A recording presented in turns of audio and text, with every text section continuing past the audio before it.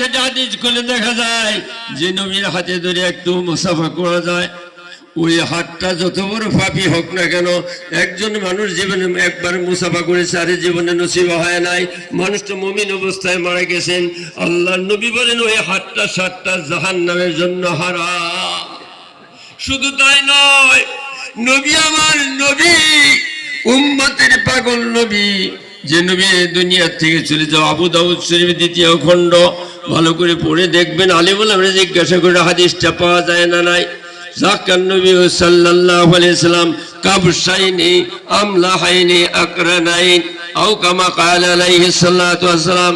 যে নবী বাবা দুম্বা কিনলেন, হাউসের দুম্বা, সুন্দর লাল টকটক করে সিংহা থাকা দুম্বা, একটা দুম্বা মাটিতে ফেলে দিলেন, হাতে মাটি গলায় ছুরি দিয়ে বললেন, আল্লাহ বিসমিল্লাহ মিন মুহাম্মদ ইবনে আব্দুল্লাহ, আমি মুহাম্মদের পক্ষ থেকে এই কুরবানি তোমার কাছে দিয়ে দিলাম। সাহাবারা খুশি, নবী খুশি। কুরবানি দিয়ে দুনিয়া থেকে যাবার আগে এই বস্তুটা করেছিলেন। 2য় দুম্বা মাটিতে ফেলে দিলেন। দেওয়ার পরে নবী আমার গলায় ছুরি ধরে বাম হাত ধরে বলে, আল্লাহ প্রথম কুরবানি হয়ে গেলে এটা আমি হাসান হুসেন আলীর ফাতেমার নামে দেব। গলায় ছুরি দিয়ে বলে হঠাৎ করে নবীর মুখ বন্ধ, আকাশ দিকে তাকায় বলেছেন, আল্লাহ হাসান হুসেন আলী ফাতেমার নামে হবে না, আমার পক্ষ থেকে হয়ে গেছে কুরবানি। এটা আমি, হে আল্লাহ তুমি সাক্ষী থাকো, আজ থেকে নিয়ে কিয়ামত পর্যন্ত যত উম্মত হবে তাদের নামে বিসমিল্লাহ আল্লাহু আকবার কুরবানি করে গেলাম। তাও যদি বুঝেন নাই ওই নবীর কি ইজ্জত, কি সম্মান। আরবের মরুভূমি, ধুলামাটি বাবারে, ধুলামাটি বাতাস উঠছে, নবী ওই বাতাসের ভিতরে মরুভূমির বালুর ভিতরে হাঁটে। আল্লাহ বলেন, আমার ফেরেশতা যা, আমার মহাব্বতের নবী ওই মরুভূমি দিয়ে যায়। যে বুড়ি নবীর বাবা পায়, বাবার চেহারা দেখে নাই, মা পেয়েছিল, মার খেদমত করার টাইম আমি দেই নাই। ও আমার ফেরেশতারা যা, নবীর পায়ের ধুলা বাতাসে উড়ায়, নবীর পায়ের ধুলা বাতাসে ওড়ায়।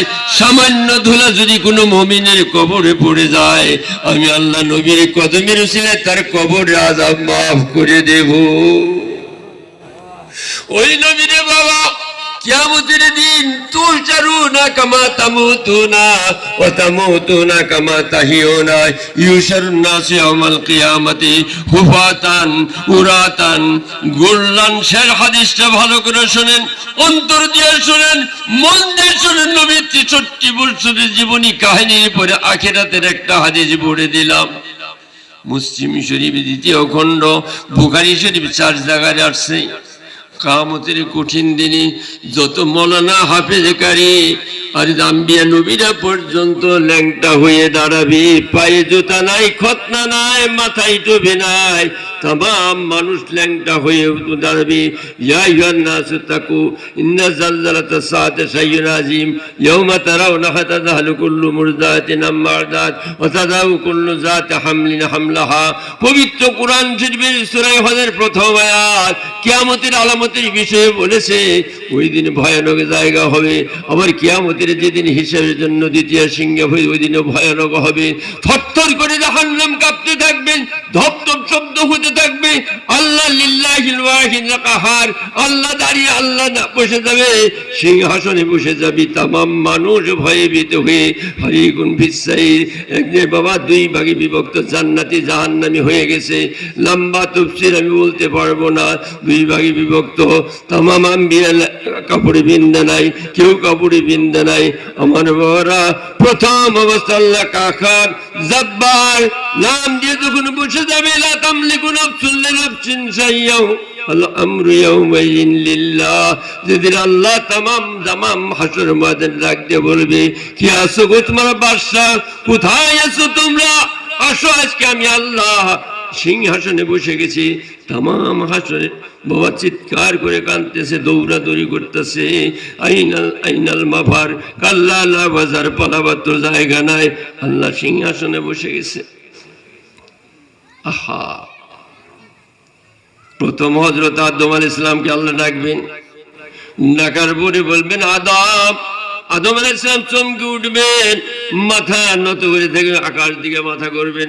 তবে একটা কথা রয়ে গেল, সব ল্যাংটা হয়ে যখন দাঁড়াবে, তো ইউশারুন নাস ইয়াউমাল কিয়ামাতি হুফাতান উরাতান কুলতু ইয়া রাসূলুল্লাহ রাজালু ওয়ান নাসাউ জামিয়ান ইয়ানজুরু বাযুহুম ইলা বাযিন। মা আয়েশাতুল হুমায়রা বলেন, ইয়া রাসূলুল্লাহ, স্বামী মুহাম্মদ, বড় শরমের কথা, লজ্জার কথা, পুরুষ মেয়ে একসাথে হাসর হবে, লজ্জা করবে, শরম করবে, শরমের কথা হলো বড় ল্যাংটা হয়ে থাকবো।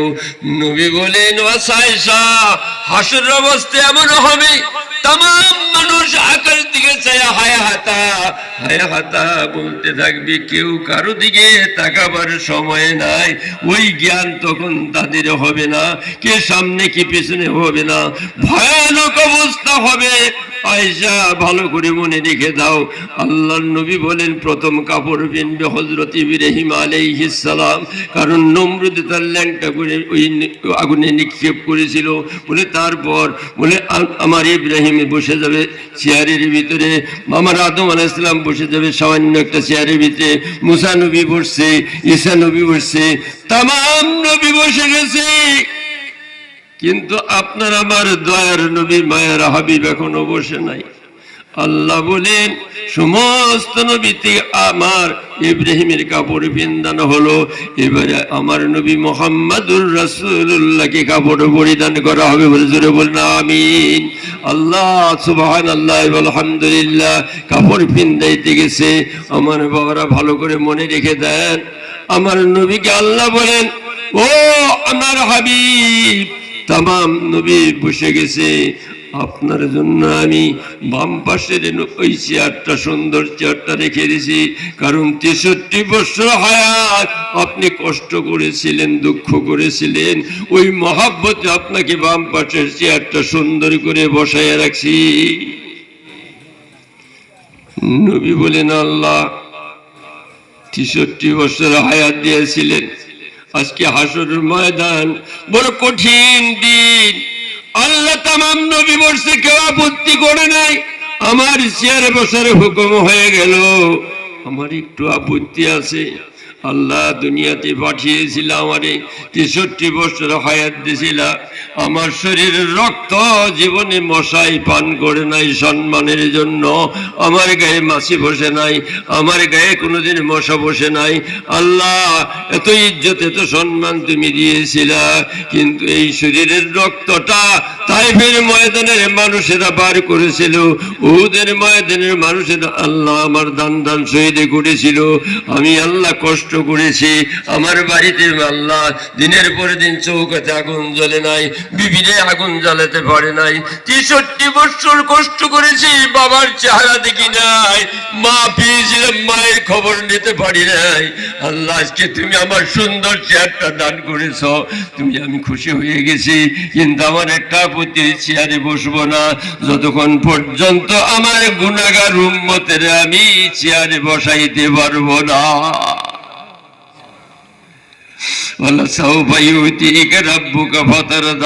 বাবা, ওই নবী বলেছেন, ওই নবী আরফার ময়দান থেকে মদিনায় রওনা করে দিয়েছেন, 1,26,000 সাহাবা।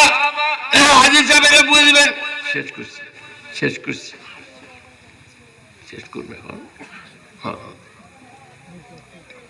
1,26,000 সাহাবা মক্কাতে গেলেন, মক্কার ঘর দিলেন নবী আমার, পিছনে 1,26,000। আল্লাহর দরবারে কান্দে কান্দে বলে, আল্লাহ আমার হজটা কবুল করো। আল্লাহ বলেন, হাবিব আপনার হজ কবুল করলাম। বলেন সুবহানাল্লাহ, জোরে বলেন না সুবহানাল্লাহ। আল্লাহর নবী বলেন, মাবুদ ভুল হয়ে গেল, আমার সাথে সাহাবা তাদের হজটা কবুল করো। আল্লাহ বলেন, তাও করলাম। বলে, আল্লাহ এই সাহাবা না, শুধু যারা মক্কাতে নবীর তরিকা মতো হজ করতে আসবে কিয়ামত পর্যন্ত, তাদের হজগুলো কবুল করে নিও। নবী আল্লাহ বললেন, তাদের হজ কবুল করবো যদি নবী তরিকার হালাল টাকা দিয়ে, যদি আমার ঘরে মহাব্বতের সাথে তামাম জীবন গুনাহ করি, আল্লাহ শিরকি না করে, আমার এই মক্কার ঘরের মাথা ফেরি ভিতরে বসে দুটি হাত তুলে চোখের পানি ছেড়ে দেবে, আমি আল্লাহ তার জীবনের গুনাহ মাফ করে বাড়িতে ফিরিয়ে দেব। আমার এই ঘরের ইজ্জত সম্মান করে যে এইভাবে দোয়া করে যাবেন, আল্লাহ তাদের বলে, তখন আল্লাহর নবী বলেছিলেন, রে বাবা, যে আল্লাহ, কত পৃথিবীর কত মানুষ হবে, কেউ তো আসতে পারবে না, জীবন পর আফসোস করবে, টাকা নাই, পয়সা নাই, রাস্তার নিরাপত্তা নাই, আল্লাহ আফসোস করবে, তাদের তুমি কি দিবা? আল্লাহর নবী আল্লাহ বলেন, হাবিব, ওই যে আমি মসজিদ দুনিয়াতে দিব, ওই মসজিদেও যদি তারা দান করে, আল্লাহ রাত্রের অন্ধকারে বসে যদি আমার কাছে দুটি হাত তুলে দোয়া করে 2 ফোঁটা চোখের পানি জাহান্নামের ভয়ে